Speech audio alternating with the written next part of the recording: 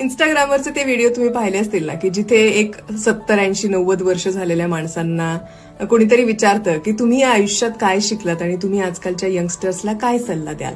त्यामध्ये एक मी व्हिडिओ पाहिला, एका 90 वर्षाच्या व्यक्तीला विचारलं गेलं होतं की काय सल्ला द्याल.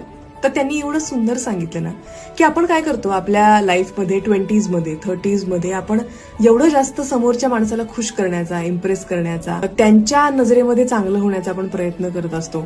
Then by the time we reach 40s आयुष्याचे, तेव्हा आपण विचार करतो की नाही यार, कोणी आपल्याबद्दल काही विचार करत नाहीये.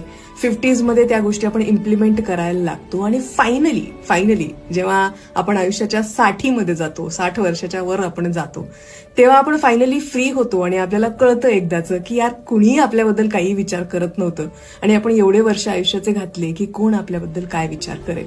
खरं तर तेव्हा जाऊन कळतं की प्रत्येक एक व्यक्ती हाच विचार करत असतो की समोरचा माझ्याबद्दल काय विचार करेल आणि त्यानुसार सगळ्या आयुष्याला मॅनिप्युलेट करून घेतो आपण.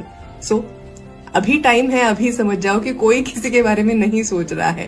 सब कोई खुद के बारे में सोच रहा है की मेरे बारे में दूसरे क्या सोच रहे हैं. त्यामुळे हे लक्षात ठेवणं खूप जास्त गरजेचं आहे. आणि आपण स्वतःबद्दल काय विचार करतो, आपण स्वतःच्या नजरेमध्ये काय आहोत, हे सगळ्यात जास्त महत्वाचं आहे.